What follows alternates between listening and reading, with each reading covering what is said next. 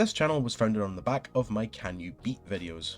Both of the ones that put me on the map currently sit at 10k views each. But it has been a while since my last one, and it's been a while since I've had fun with a certain RPG character with dual pistols. So, ladies, gentlemen, and others, I introduce you to the successor of the Buckets run. Can You Beat Limbus Company's Mirror of Names and Spiders, only using Solemn Lament Yisang. For those who don't know, Limbus Company is the third game released by Project Moon and follows directly after their second game, Library of Ruina. It follows the sinners of the Limbus Company bus team as they travel around a dystopian cyberpunk hellscape fighting monsters and people from their past as they collect the plot MacGuffins known as Golden Bows. Since it is a gacha game, there are units you have to roll for, all being various alternate universe versions of the main cast based on various characters or factions you meet on your journey. Plus an event that happens every few months known as Walpurgisnacht, which allows you to pull characters from the last two games, including this guy, Lobotomy Ego Solemn Lament Yisang. Today's challenge is simple. I have to complete 10 floors of the Mirror of Names and Spiders. The only unit I can use is Solemn Lament Yisang. However, I am allowed to change the other sinners in my loadout, as well as the equipped Ego used by Yisang. Very simple rules, but sometimes that's all you need. Before we get into the run proper, here's our sinner loadout. It's mostly IDs that have passive bonuses built for supporting ammo IDs, as well as activating the Ego gift Desperado. On top of those, here's Yisang's Ego. For our selected gift type, we choose Pierce, and for our gift search, we buy manor-shaped music box, staticky two-way radio, and beak-shaped necklace. The former means we can be staggered once without any problem, and the latter two, combined with Torn Bandolier, turns into Desperado. If you're wondering what Starlight bonuses I chose, I picked all of them. Don't worry, I came to this run prepared. Our current game plan is to get Ego gifts that increase our survivability.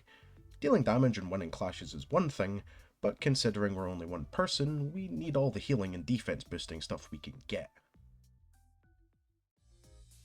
Onto the actual run. Starting off with Canto 2's theme pack. We actually got some really good gifts like Rags, Phlebotomy Pack, and Rusty Commemorative Coin, the latter of which is a ticket to our strategy that will come up later when we start getting Sin resources. The icy neighbours of Baba Yaga weren't that hard to deal with. They primarily deal slash and pierce damage, meaning we're a little more resilient to their attacks, but failing that, we do have the manor box to recover us from our first stagger threshold. All in all, it's just clash, clash, clash until we get out of there. A good, easy first win. Only 9 more floors to go. Emotional Seduction is primarily less damage, and luckily the gifts we're getting are starting to pad out Yisang's capabilities. For one, Rags is making it so he's able to regenerate the SP he loses from his skill 3, and Blue Zippo later allows us to deploy our winning strategy. Affectionately nicknamed the Piss Missile Gambit, every fight from this point going forward will now start off with a use of Sunshimmer. Because I have Rusty Commemorative Coin, it means that not only do I get massive amounts of sloth power, but also protection and deal enough damage that I'll probably thin out the enemies before I even get a second skill slot. Still, it's not like the bongies are particularly hard, you know? Noon of Violet is up next, and it made sense to revisit the Walpurgisnacht that gave us the man himself. Gift-wise, we were starting to see some serious boosts. Both Rest and Rags were working in tandem to make Yisang not, insane. Chilled in a Flask and Blue Zippo later were giving us resources, and now we were getting charged to gain some very needed and very useful buffs. Oh, yeah, the fight against Grana's Love was incredibly easy. It doesn't help that Solemn Sang could solo the event even without all the Ego gifts. He's kinda just that good. Railway 2 was up next, and luckily Sign of Roses is a bit of a pushover. Gift-wise, nothing really changed, so if anything, this fight was just a guaranteed victory. At least it shows how much damage we're doing. I can tell in a few more floors we'll be dealing nearly 2000 damage. Dusk of Amber. Like with Noon of Violet, it's fairly easy. And since this was the wall purchase that gave us the other Gunslinger ID, we get access to Pink Petals, which makes our sinking damage even stronger.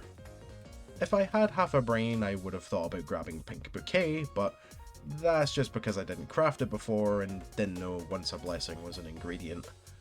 Still, not before long, we're able to thin the horde of bonbons and get to the Infinite Mirror. Halfway there already, not bad. Railway 1. Nothing really changed gift-wise besides getting imposed weight, but hopefully it's enough to tackle 3 back-to-back Abnos. Glupo was pretty easy, even if he knocked Yisang into a corrosion because they just like to remove chunks of SP. KQE is... well, it's KQE. If I had anything to talk about this, we wouldn't have left the conceptual stage. And my form empties... I didn't expect this fight to be as easy as it was. Usually it takes a while for even a full team, but no, Yisang cleared the whole thing in just 7 turns. Pretty good. Sunk Gloom. And this is when I started to grab Poise gifts. If anything can make those damage numbers even bigger, a critical hit and more offense level should do the trick. Besides that, it was Earl King's turn to get his ass beat. And honestly, he was easier than I expected. The tried and true method of the Piss Missile Gambit made really short work of his goons, and then 3 turns after that he got immediately wiped out by several back-to-back skill 3s. I still remember when I thought he was hard.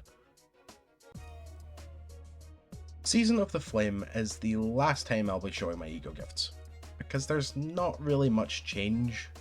By this point it's all just a rare edition here and there. I don't even remember when I got Clear Mirror Camoir, but I did get it. Skin Prophet was not that hard. The Piss Missile does wonders for lighting the candles and protecting me from the stray counters that he has. Even after corroding, he was insanely easy. Next. Do I even have to say anything about the gnomes? They're not that threatening, like, at all. Especially considering the strategy, it's not that hard. Piss easy, in fact. And finally, to cap us off, Railway 3, and everyone from Pequod Town. Now, you may have seen the whale background and thought I made a really stupid choice.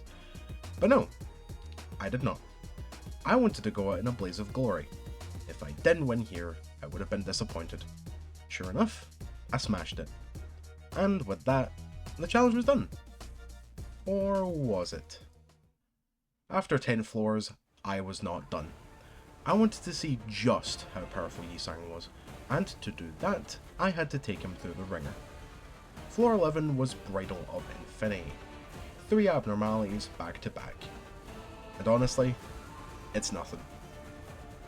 It took a while to deal with Have You Become Strong, but not because it's hard, just because it's tedious. After 5 minutes and 7 turns, we fight Shock Centipede, who proceeded to die after turn 1.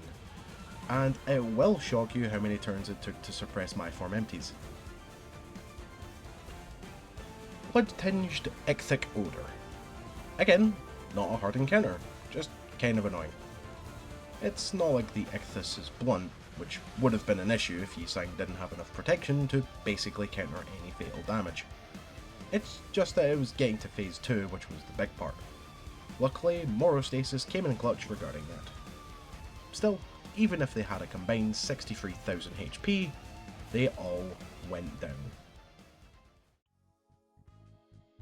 But, like most stories of hubris, all things must come to an end. And mine came at the end of another cowboy. There's no way I could have beaten Lei Heng in the state I was in. There would have been no way I could have gotten past his attacks without dying 20 times over. And so, I ended the run.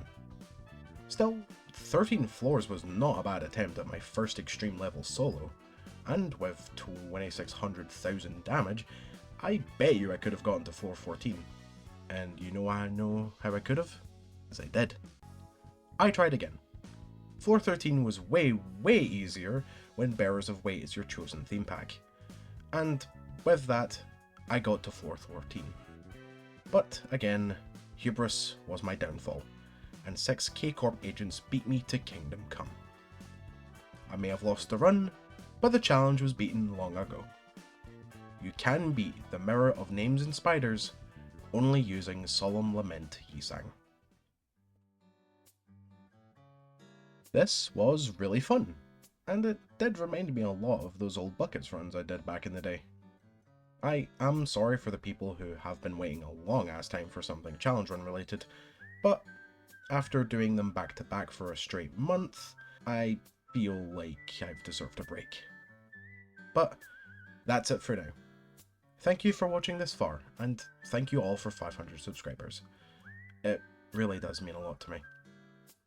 My next payday video is in the works, and if the want is for it, I might make Limbus content, but don't hold your breath for it. Trust me, the Lisa fans drowned a long time ago.